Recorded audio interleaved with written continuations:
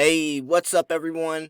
This is Silver Slayer. Thank you for tuning into this video. Gold and silver prices are up as coronavirus is back on the front burner. Things are getting more sketchy. People are becoming more panicky. The fear is setting back in with the coronavirus as it is spreading again or at higher extents. The link to this article from Kitco will be in the description. Right now, we see gold at $1,576, up $10.40. Silver, $17.65, up 19 cents. Platinum, $970, up $9. And palladium, $2,323, up $23 on the day. Like I said, the link to this article will be in the description, but it's going over what's happening in the economy, and once again, it's benefiting precious metals prices. Gold and silver prices are modestly higher in the early U.S. futures trading Thursday. Risk aversion is back on the marketplace this week as the coronavirus outbreak has escalated in China. February gold futures were last up $4.30 an ounce at $1,575. March COMEX silver prices were last up 9 cents at $7.59 an ounce. Now it's up to $17.64. New cases of the coronavirus increased markedly Thursday in China's Hubei province. There were over 14,800 new cases that were reported Thursday, in contrast to around 2,000 new cases reported Wednesday. So this thing is multiplying rapidly. Reports said there were around 240 new deaths in the region. Chinese health officials also widened their definition used to confirm cases. So more than 1,300 people have died from the epidemic, and the total number of afflicted in Hubei province stands over 48,200. The World Health Organization warned the recent reports about the slowdown in the spread of the virus should be treated with extreme caution. This outbreak could still go in any direction, the WHO said regarding the status of the outbreak. Holy crap. So things are escalating, getting worse, and this is definitely going to help precious metals prices. It's interesting how you want precious metals to rise, but for gold and silver prices to go higher, things have to be going wrong in the economy. You know what I'm saying? So it's almost like this, you're stuck between a rock and a hard place. Like, yeah, I want prices to go higher, but in return, what has to happen for it to go higher is bad, so you feel wrong for it. It's a weird situation. This definitely is a bad one. I don't wish this virus upon anyone, but it is interesting how gold and silver capitalize off of panic and scare and fear. But anyways, China's businesses are being seriously impacted. There are reports of impending steel shortages and other supply chain disruptions. Now, this is where things are getting weary, because now we're talking about supply and demand. Now we're talking about shortages, supply chain disruptions, and to what extent, we don't know yet, because this thing could still be getting worse. Auto sales in China are reported down 20%. That's a large percentage. Global crude oil demand in the first quarter of the year is forecasted to hit the slowest rate of growth in 10 years amid the coronavirus outbreak, according to International Energy Agency. The IEA said there is already a major slowdown in oil consumption and the wider economy in China. So, the ebb and flow of this matter as it relates to the marketplace continues, shifting between the front burner and the back burner of the marketplace on any given trading day. And that's what I try to talk about is, yes, gold and silver might be going down one day, but that does not mean that it's going to continue to go down. That doesn't mean that the coronavirus is going to start like we're seeing right now, and then gold and silver goes up.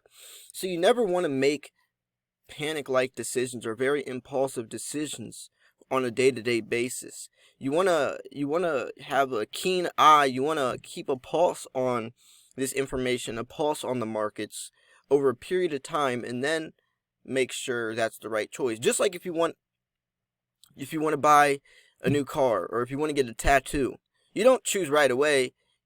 Wait 4 months, and if you still want that car, if you still want that tattoo, then get it. But making an impulsive decision, that's the best place, that's the best, quickest, most sure way to make a bad decision. So you want to put a safety net around yourself. So the key outside markets today see crude oil prices weaker and trading around $50.75 a barrel. Meantime, the US dollar index is slightly down in early US trading and not far below this week's multi-month high. The U.S. economic data due for release Thursday includes the weekly jobless claims report, the consumer price index, and real earnings.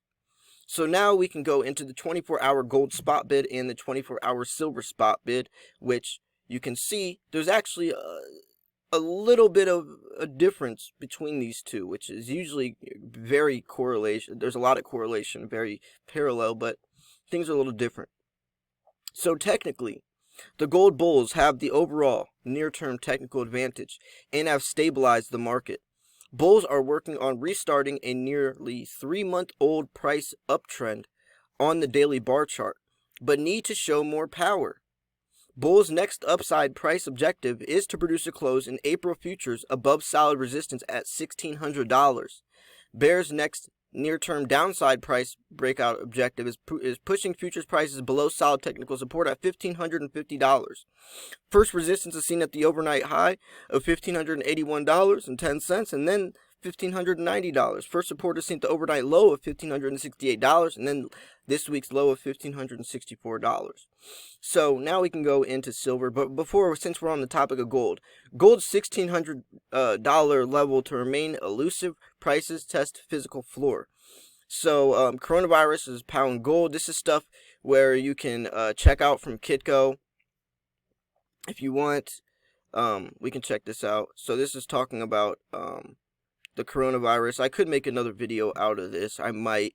But it's basically talking about why we should stop worrying about the coronavirus and how it's in theory it is affecting prices, but it shouldn't, and it could be on something different. So it's interesting to think about, because the coronavirus is, a lot of this stuff is from hysteria. It's almost it's brought from the misinformation or the illusion or the delusion of people assuming catastrophizing to such large scales. But anyways, March silver futures bears have the overall near-term technical advantage. A 5-week-old downtrend is in place on the daily bar chart. Silver bulls' next upside price breakout objective is closing prices above solid technical resistance at $18 an ounce. The next downside price breakout for bears is closing prices below solid support at $17. First resistance is seen at this week's high of $17.82 and then at $18. Next support is seen at this week's low of $17.43 and then the January low of $17.28. So prices are definitely being affected for the better right now, but if this starts to get put on the back burner again, just remember that it's like they said, the ebb and flow, and it's going to be bobbing. It's like a ping pong game. And the quicker you realize this, the more you can take yourself out of this, the better you're going to be, the better you can strategize, especially since this stuff is, it's going to be affecting markets regardless. So should we stop worrying about the coronavirus? Well, that was a quick escalation. On February 2nd, we wrote the first fundamental goal report about the coronavirus. There was 14,557 confirmed cases and 305 deaths. Yesterday, the World Health Organization reported almost 45,000 cases and 1,115 deaths. So the number of infections and death toll coronavirus have surged in recent days. Moreover, China has changed today its diagnosis methodology, and including clinically diagnosed cases, confirming 15,000 new cases and 254 additional deaths. Hence, as the chart shows below, the total number of cases had reached almost 60,000, while the global number has already surpassed 60,000. So you can see this stuff is real. They're showing charts about it, but there's a true ray of hope. Not counting today's spike in new cases, it probably changed about the methodology and the number of new cases reported daily. There has been a downward trend since February 4th. This means the transmissions are still occurring, but at a slower rate. So people are still getting infected, but at a slower rate than right now. So implications for gold. What does this all mean for the gold market? Well, the coronavirus has not made gold rally. Investors are probably aware that the current uncertainty is temporary. Once coronavirus is contained, global growth will resume. What is important that the central banks will remain very accommodative, and until there is some resolution on the coronavirus, this fresh liquidity will support the risky assets. It seems to be negative for safe haven metals such as gold and silver, but the yellow metal often moves in tandem with stock markets.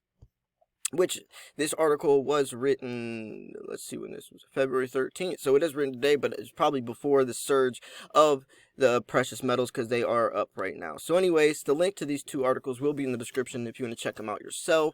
I tried to skim over, highlight the main points of the second article because I'm trying to keep my videos at a timely manner. Make sure to smash that like button. What do you think of all this? Do you think that this is just a back and forth game of ping pong, or do you think that this really should be affecting markets to this degree? I'm curious what you all have to say. Make sure to smash the like button. Make sure you subscribe if you're new because I do post daily videos. This was Silver Slayer. I'll see you guys soon. Peace.